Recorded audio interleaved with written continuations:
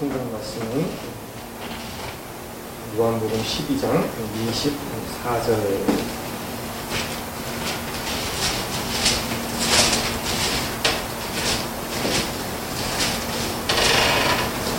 24절 25절 9절만 우리 같이 합독하겠습니다.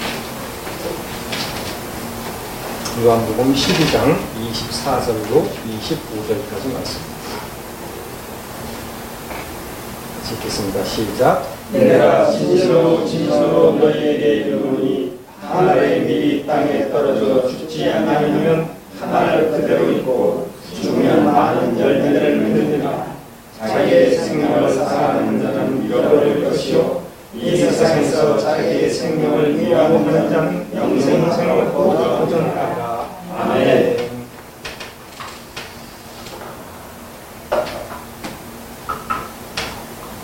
제가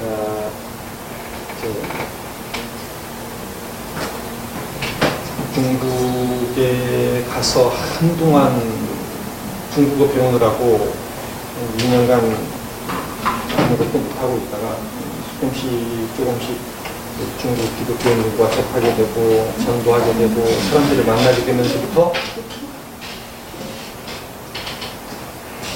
중국 교회가 어떤 교회인지에 대해서 좀 궁금해졌어요.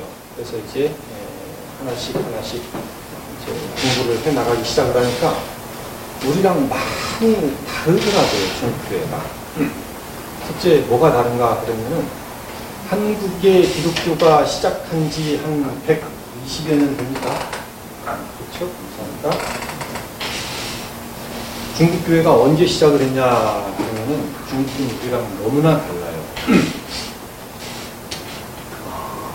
AD 635년에 중국의 교회가 시작을 합니다. 기록에 명확히 나와 있어요. 경교라는 이름으로 기독교가 들어왔는데 경교는 뭔가 그러면은 네스토리우스라는 사람의 신학 사상을 이어받은 사람들입니다. 오늘 경교에 대한 이야기 아마 제가 이제 3주간 맡게 되면은 중국 교회사에 대한 이야기를 많이 편히 들으십시오. 이제 특강이다 이렇게 생각을 하시고 편히 들으십시오.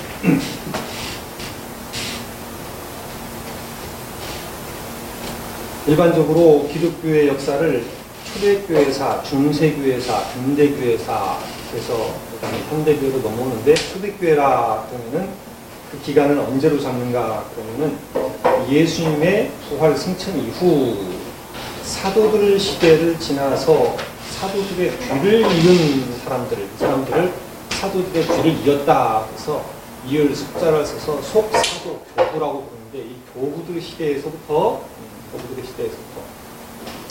그 다음에 기독교의 핍박을 넘어서 기독교가 고민을 받고 기독교가 로마의 국교화가 되고 그 다음에 그 대단한 신학자 어거스틴까지 430년에 어거스틴이 죽으니까 대략 예수님의 부활 승천 이후 430년까지 그때까지를 초대교회 역사라고 사람들이 많이 칭합니다. 이 초대교회 시기에 교회 내부에 여러 가지 논쟁이 많이 벌어질 수밖에 없었어요. 그 논쟁들을 통해서 교회 회의를 통해서 교회들은 교리를 세워나갔습니다. 교리를 세워나갔는데 그때 중심이 되는 두 학파가 초대교회 역사에 등장을 합니다. 그중에 이제 유명한 학파가 알렉산드리아 학파. 알렉산드리아는 도시 이름입니다. 이 옛날에 BC 300년대에 알렉산더 대왕이 그리스 반도에서부터 시작을 해가지고 이 동쪽으로 계속해서 자기의 제국을 확장해 나갈 때 수많은 도시들을 세워놓고 도시 이름을 알렉산드리아라 칭했는데 그 중에 알렉산드리아는 오늘날까지 남아있는 알렉산드리아죠. 이 알렉산드리아의 교회가 세워지고 알렉산드리아의 신학자들이 나타나면서 알렉산드리아 학파가 당시 세워졌고 또 하나는 안디옥 학파가 있었어요. 이 두 학파가 알렉산드리아 학파와 안디옥 학파가 서로 신학적인 논쟁을 벌이는데 기독교 역사 2000년에 거쳐서 가장 큰 논쟁은 뭔가 그러면 역시 예수님이 누구이신가, 예수님이 누구이신가를 둘러싸고 벌어져요. 예수님을 사랑으로 볼 것인가, 예수님을 신으로만 보고 사람은 아니라고 할 것인가, 예수님은 반전쯤은 신이고 반절쯤은 하나님이라고 볼 것인가, 아니면 예수님을 온전한 신이시면서 온전한 사람이라고 할 것인가, 이런 것들을 놓고 기독 논쟁, 그리스도 논쟁이 계속해서 벌어지고 수많은 교회 회의들을 통해서 이제 교리가 세워져 나갑니다. 그와 함께 이제 등장하는 문제가 뭔가 하면은 예수님의 모친 마리아를 뭐라고 칭할 것인가에 대한 논쟁이 때 벌어져요. 테우스라는 말은 하나님이란 말이고 토코스라는 말은 어머니란 말인데 이 두 학파 중에서 테오토코스를 놓고 어떻게 부를 것이냐. 알렉산드리아 학파에서는 마리아를 테오토코스, 하나님 어머니, 좋은 말인데 하나님 어머니라고 부르는 것이 옳다 라고 자기들 입장을 세웠어요. 그러자 이 안디옥 학파의 그 당시 대표자였던 네스토리우스는 이에 대해서 반대했습니다. 예수님 자신이 신성을 가지신 분이므로 예수님의 모친 마리아는 하나님의 모친이라고 불려져야 마땅하다는 알렉산드리아를 반대했어요. 그래서 이제 이 테오토코스 논쟁, 하나님의 어머니라고 부를 것이냐 말 것이냐를 놓고 이 알렉산드리아 학파와 안디옥 학파가 치열하게 논쟁을 벌이다가 이들이 그러면은 우리가 교회 회의를 통해서 이 문제를 결정을 짓자. 그리고 나서 이들이 에베소에 모여가지고, 에베소 도시에 모여가지고 이 문제에 대해서 회의를 하고 결정을 짓자고 해서 AD 435년에 에베소 회의가 열리는데 문제가 생깁니다. 오늘날처럼 통신이 발달하지 않았고 교통이 발달하지 않았기 때문에 알렉산드리아 학파가 먼저 에베소에 도착하고 안디옥 학파 사람들 네스토리우스와 그 일행들은 며칠 더 늦게 도착을 하는데 알렉산드리아 사람들이 먼저 도착을 해서 자기들끼리 회의를 해서 안디옥 학파의 네스토리우스와 그 일행들은 모두 다 이단이다 라고 선언을 해버렸어요. 선언을 하고 가버려요. 떠나가버려요. 회의가 아니지요. 며칠 뒤에 도착한 네스토리우스와 그 일행들은 황당했어요. 아이고, 지금 이게 현재 로만 캐톨릭과 개신교의 입장이다. 아시죠? 이제 그때의 에베소 회의를 어떻게 바라볼 것이냐로 로만 캐톨릭을 따라갈 것이냐 개신교를 따라갈 것이냐가 딱 쪼개지는 거예요. 얼마나 중요한 회의였습니까?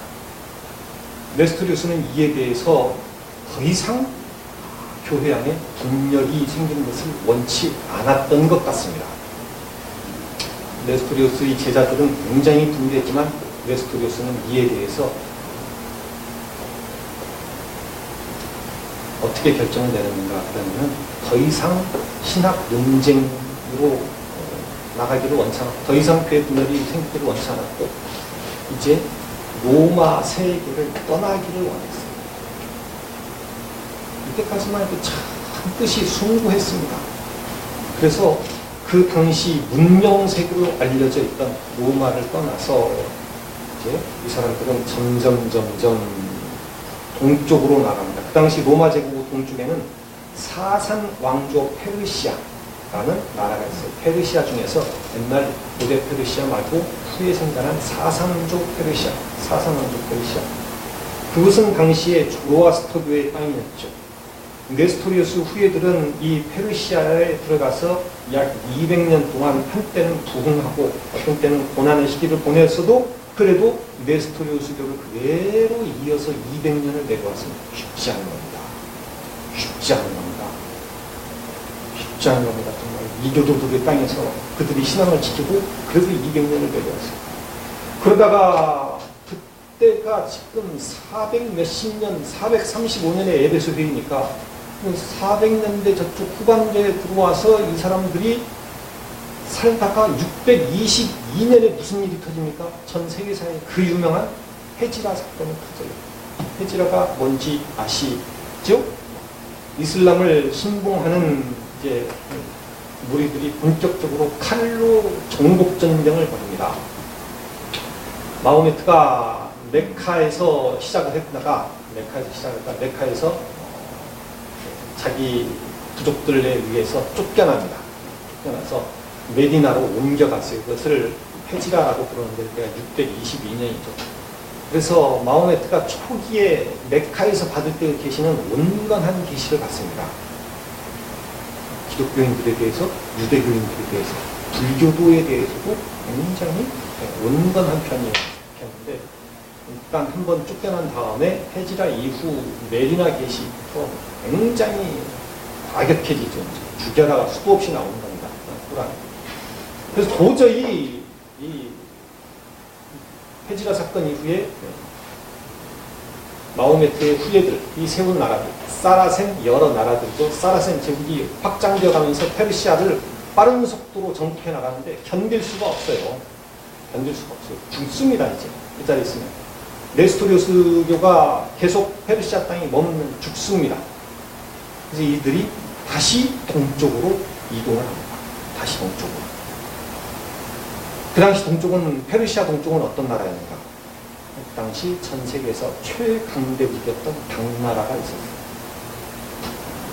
감이 잡히죠? 당나라. 그래서 이제 이들이 당나라에 들어가는데 당나라 역사책에 분명히 나오죠. 이때의 장면들이. 그때가 AD 635년 에베소 회의 마친 다음에 정확히 200년 만에 네스토리오스교는 당나라에 들어가게 됩니다.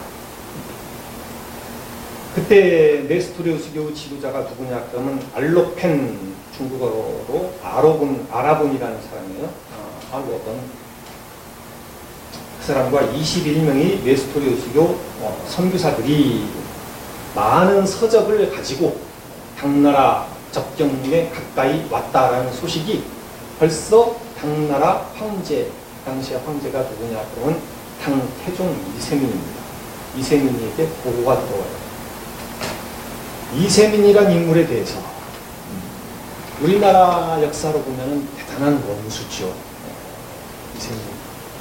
어떤 사람인가 그러면은 이제 중국의 그 길고 긴 혼란들을 평정한 사람입니다.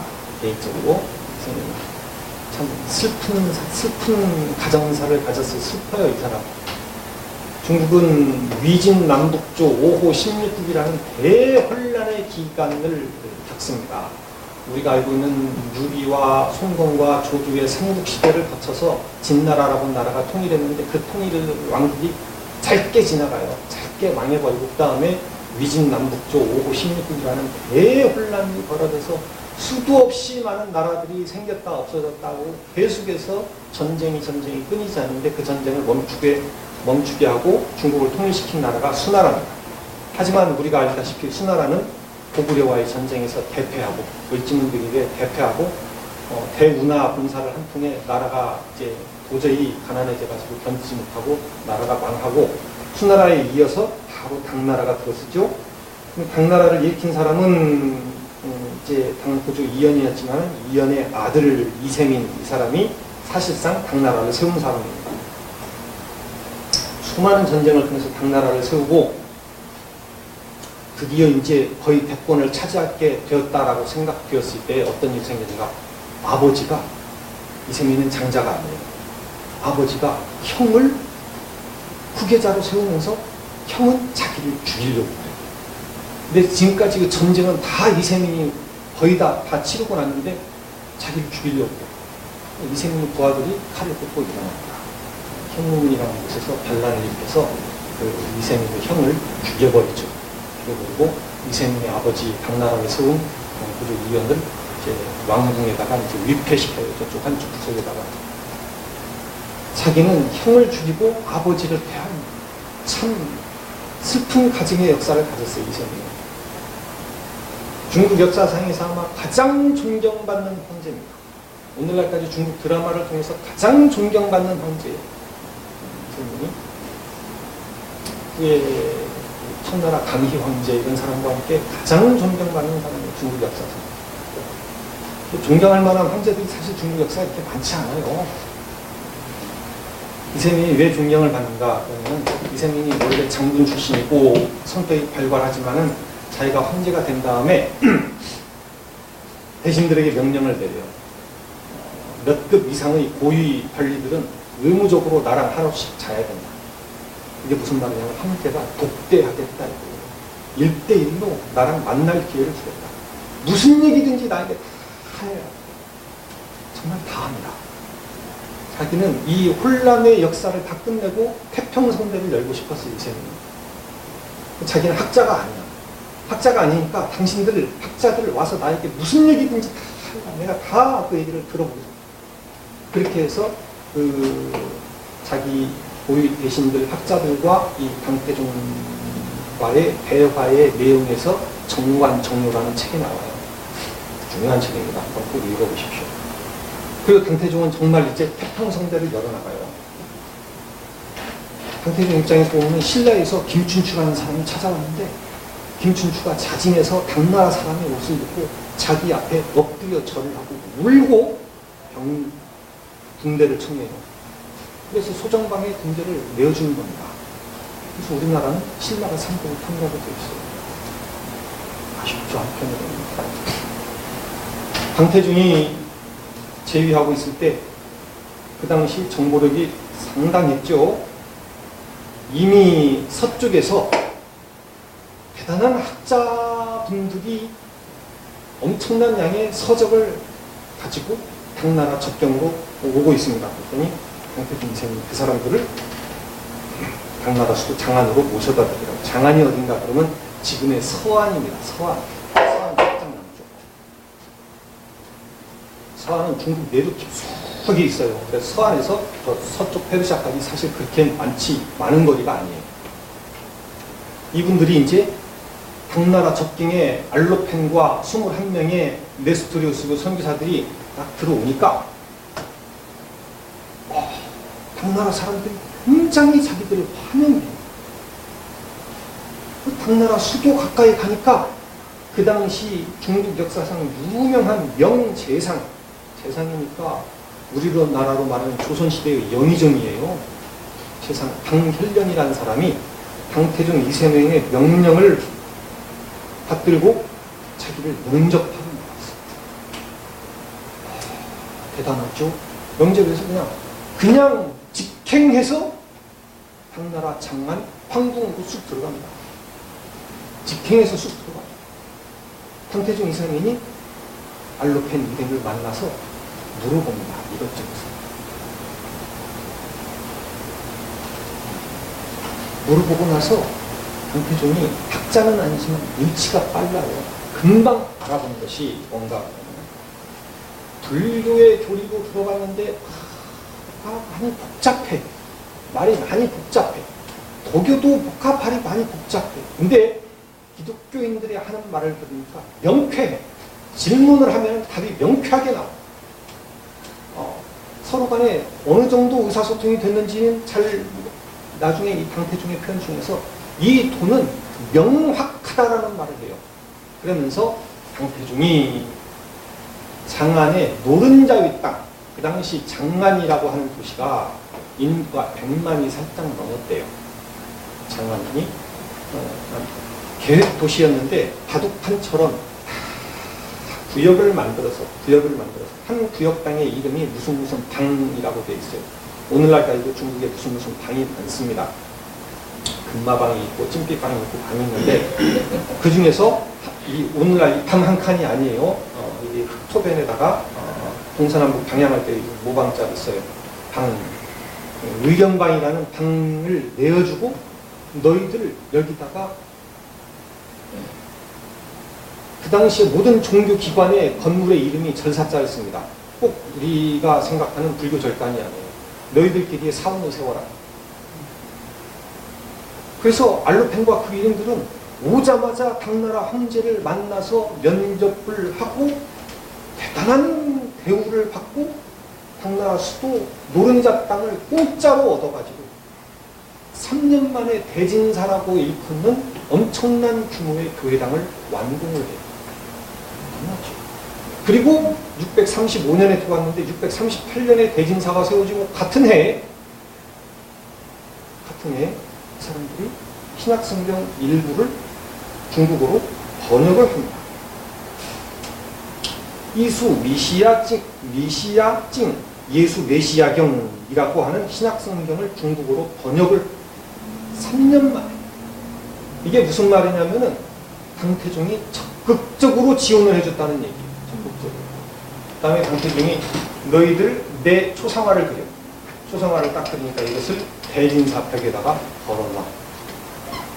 이제는 뭐 대단한 거예요. 그 당시 세계 최강대국의 황제가 자기의 황제의 어진이라고 하죠. 어진을 대진사벽에다가 걸어놓아 이거예요. 아무도 건들지 못합니다. 그 다음에 누가 이 대진사의 교인이 누군가? 황족들, 귀족들, 학자들, 장군들, 부자들. 신났어요. 생각 한번 해보세요. 저쪽에서 이단이라고 욕해갖고 우리 조상들이 도망왔어.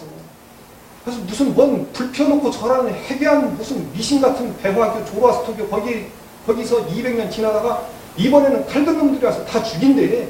가지고 도망왔어. 도망왔더니 그 나라의 제일 큰 강대국의 수상이 달려나와갖고 예를 갖추고 군악대를 동원하고 악대를 동원했어요.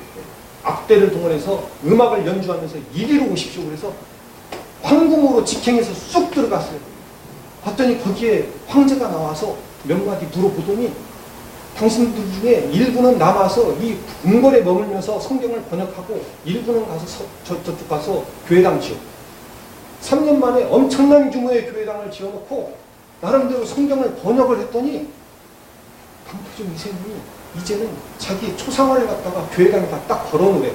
아무도 시비를 못해 이제. 그리고 교인이 누가 되는가? 황족, 귀족, 학자, 장군들, 부자들. 신났어요. 할렐루야. 하나님의 은혜죠. 왜 그랬어요? 하나님의 은혜죠. 그때까지를 우리는 항상 지나간 과거에서 오늘날까지를 해석을 합니다. 미래는 잘 몰라요. 오늘날까지를 해석을 해보니까 이건 정말 하나님의 은혜고 당나라로 100번 잘 넘어왔어. 로마에 있었어 봐. 아니면 교회에서 교회가 갈라지는 아주 그냥 이전 투가 벌어져서 아주 싸움이 벌어지든지 페르시아 땅이 계속 있었어 봐. 칼 들고 마호메트 후예들이 우리 죽인다니까. 도망왔어. 도망왔더니 세상에 이렇게 좋은 일이 있어요. 먹고 사는 문제 걱정은 끝났어요. 야, 이런 일이 있는 거예요. 그래서 성경 번역하고 그 다음에 뭐 해야 되겠습니까? 부지런히 전도해야 되죠. 당나라 358주의 전역에 흩어져서 전도하고 곳곳에 교회당이 세워졌어요.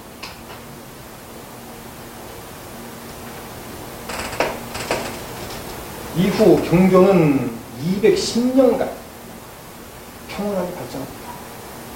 여러 당나라 황제들이 이 대진사에 오고 가고 설교를 듣고 교인들 중에 상당수가 황족들이 생각을 해보십시오.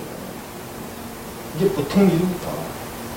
양귀비와의 그 스캔들로 유명한 당나라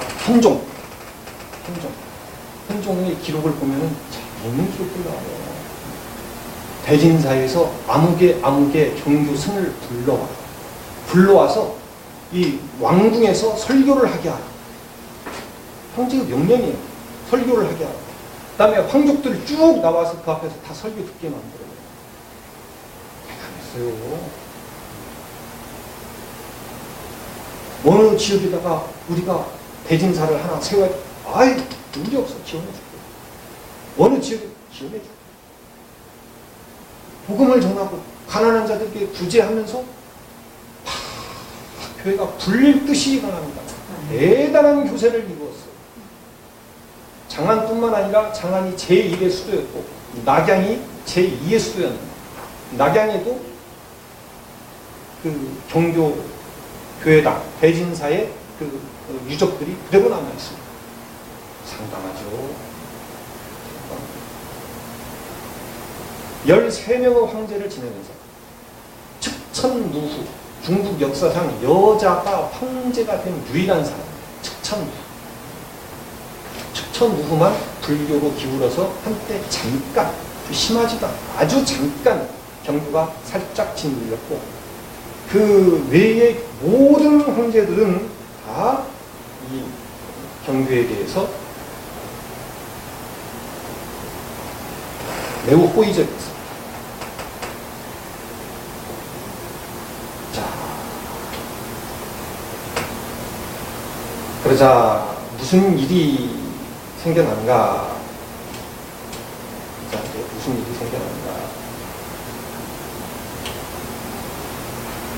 황제들 13명을 거치면서 210년 동안 경교는 황실의 적극적인 지지와 후원을 받고 부흥 발전해서 도처의 교회당을 세우고 교세를 넓혀 나갔습니다. 그 기록들을 살펴보면 대자네요. 정관 이세민 9년에 635년에 이제 아랍은 일행이 도착을 해서 그들에게 어떻게 이 황실에서 지원을 해줬는가 그 내용부터 시작을 해서 강태중이 내린 교서를 보면은 도에는 항상된 이름이 없으며 성 거룩하면은 항상된 형체가 없다. 지금까지 중교의 종교들만이 항상 진리가 아니라는 뜻을 암시하고 있습니다.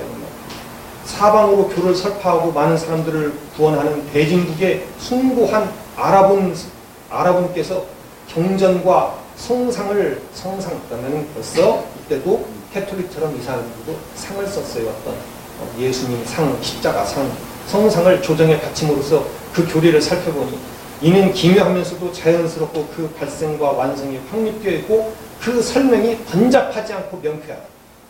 이 도를 따르면 세상 염려를 잊으며 이렇게 쭉 나와서 노자고 푸른 소를 타고 서쪽 하늘로 올라가 버렸다. 이것이 도교가 쇠퇴한다는 얘기죠.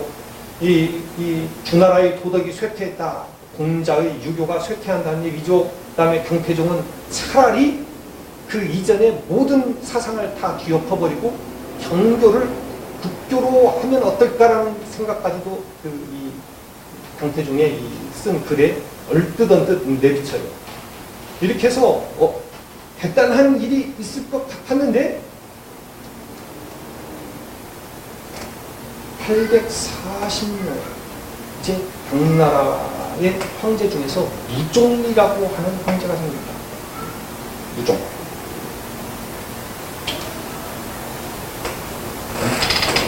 제가 시계가 없어서 얘기군요. 50분입니다. 예. 2시에 끝납니다. 2시에 끝나니까? 예.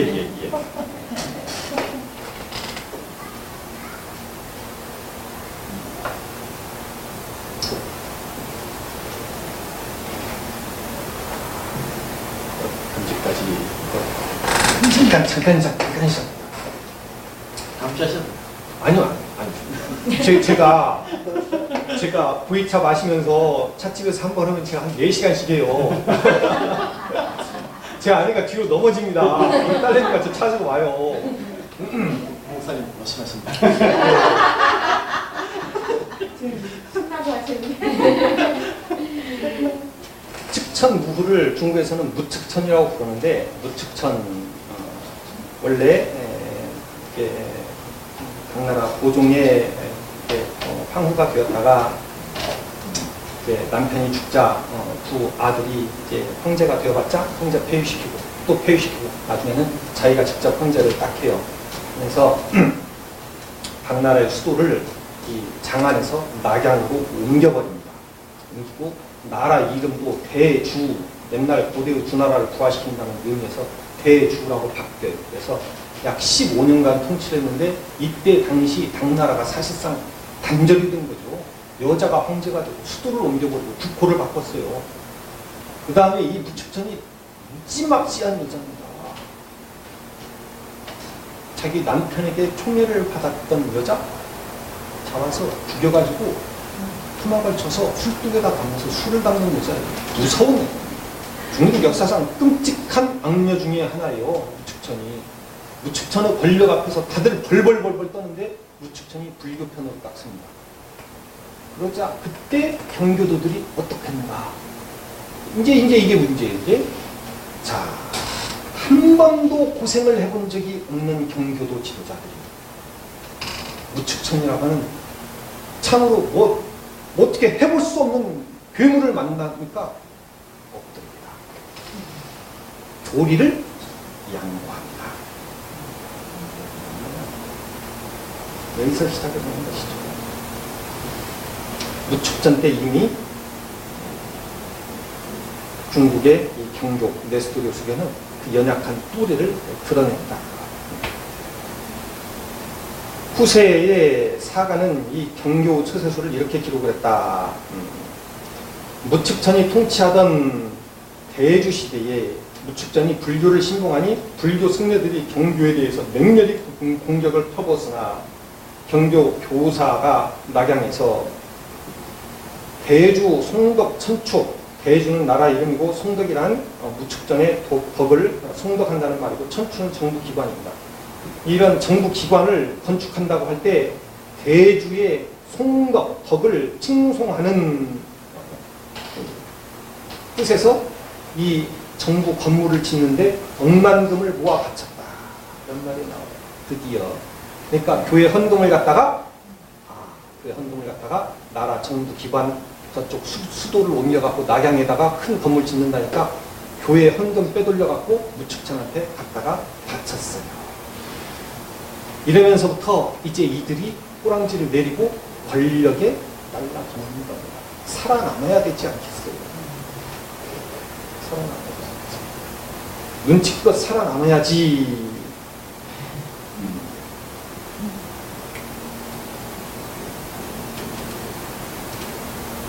그 다음에 이제 하고 나서 이 사람들이 지현 안락경이라는 경을 다른 기독교 세계에 없어요. 로마에 없는, 유럽에 없는 자기들끼리의 경전이 이 발견이 되는데 누가 썼는가 그러면은 아담스라고 하는 이 경교승이 쓴 건데 그 내용을 보면은 예수님과 시몬 베드로의 대화의 내용이다 하면서 그 내용이 불교의 내용이에요.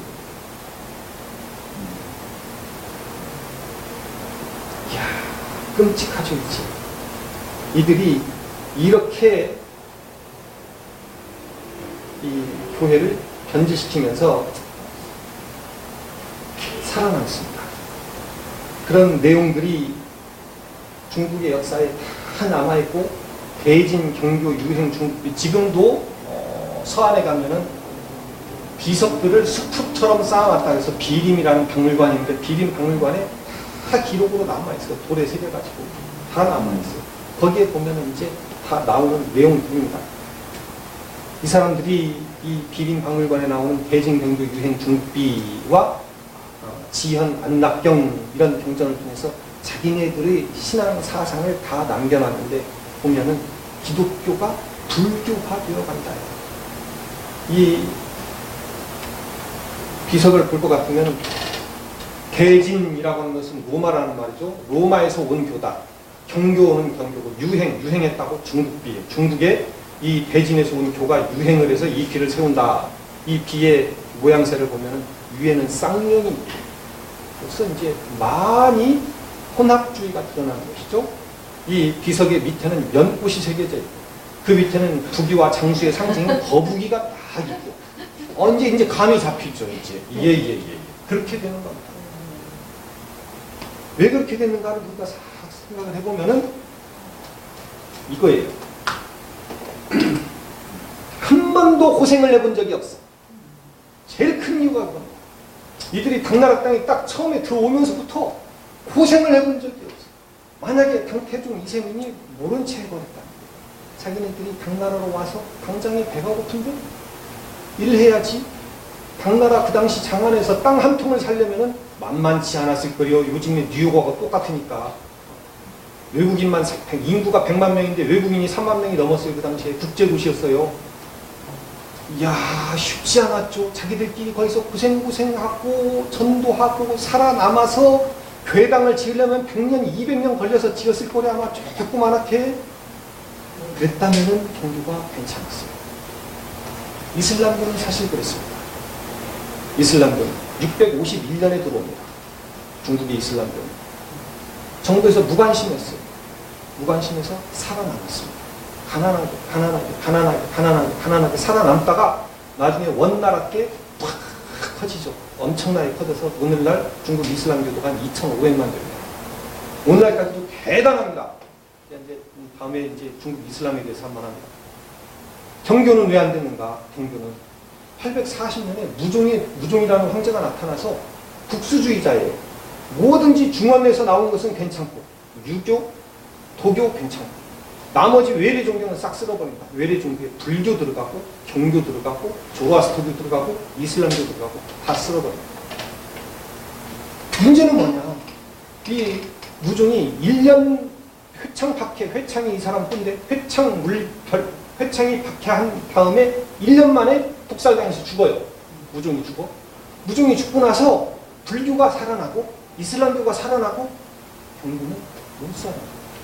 희한하죠. 희한한 일이 생겨나는 겁니다. 불교는 살아나갔고 무종에 대해서 굉장히 비판을 해야 됩니다. 회창멸불 그러면서 회창범란 이러면서 자기네들이 역사책을 써서 이 무종 황제가 불교를 이렇게 박해했다. 근데 이 기독교의 계통은 없어져 버렸어. 그런 말 할 사람이 없어져. 경교 자체가 1년 만에 없어져 버립니다. 1년 만에. 그때의 기록들을 보면은 이렇게 나와요. 무종이 이미 이 외래 종교를 박혀기 전에 전부 다 통계를 뽑아놓고 그들의 이 종교기관 건물이 궁궐처럼 화려하다. 구름처럼 높고 대단한 건물을 지어놓고 나서 그들은 농사를 짓지 않고 누에를 기르지 않는데 밥을 먹고 비단옷을 입고 그래서 이제 막 비판을 해야 됩니다. 천하의 모든 그 불교 사원들을 경교 사원들이 다 문을 닫아라. 그 당시에 경교의 규모가 어마어마했어요. 성직자들이 어마어마했고 교회당들이 어마어마했고 신도들이 어마어마했는데 1년 만에 없어져 버렸다.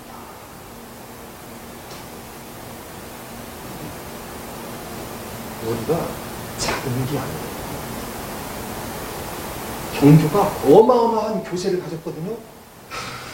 아무것도 아니고 악마가 마귀가 와서 그러니까 바람에 난 겨처럼 날아가 버렸어요. 측천문가 한번 불어보니까 흔들흔들 뿌리게 흔들리고 무종이 와서 훅 불어버리니까 싹 다 날아가 버렸어요. 아무것도 아닌 거예요. 그게 교세? 우스운 겁니다. 작은 교회가 진리 안에 있습니다. 우리가 하나의 미랄로 썩어 죽겠다. 내가 죽어버리겠다. 그러면 사람처럼 무서운 사람이 없어요. 그러면 이제 우리 후대가 있습니다. 그 후대는 참말로 대단한 거예요. 종교 우리에게 반면 교사가 되어서 이야기를 해주는 겁니다. 교세 아무것도 아니다. 고생하지 않은 사람들을 1000명, 10,000명, 10만 명, 100만 명 모아봤자 아무것도 아닙니다. 피눈물 나는 고생을 하고 기도하는 사람들이 무서운 사람들입니다. 그 얘기를 해주고 있습니다. 기도합시다. 우리 하나님 아버지, 오늘 당나라 종족 중국교 역사를 배웠습니다. 635년에 와서 210년간 845년까지 대단히 번성했지만 단 1년의 핍박에 종교가 날아가 버리고 없어지고 역사상의 이름을 감추고 역사책에 등장하지 않습니다. 우리 하나님 아버지, 이 무서운 일들을 바라보며 하나님께서 세우시지 않으면 고생하지 않고 단번에 황궁까지 걸어갔던 사람들의 발걸음이 결코 은혜가 아니었습니다. 그게 결코 복이 아니었습니다. 그게 죽어가는 길이었고 그게 망해가는 길이었고 그게 없어져가는 길이었던 것을 우리가 기억하게 하옵소서. 하나님 아버지, 오늘날 우리의 가난과 고생과 우리의 한숨과 탄식과 눈물이 씨가 되어서 우리의 한평생 동안에 우리의 오래 참는 신앙생활이 하나의 미랄이 되어서 교회다운 교회가 세워지게 하옵소서. 아멘. 하나님 아버지, 우리를 사용해 주시옵소서. 아멘. 우리 후손들은 더 크고 귀하고 복되게 사용해 주시옵소서. 아멘. 예수님 이름으로 기도드립니다. 아멘. 아멘.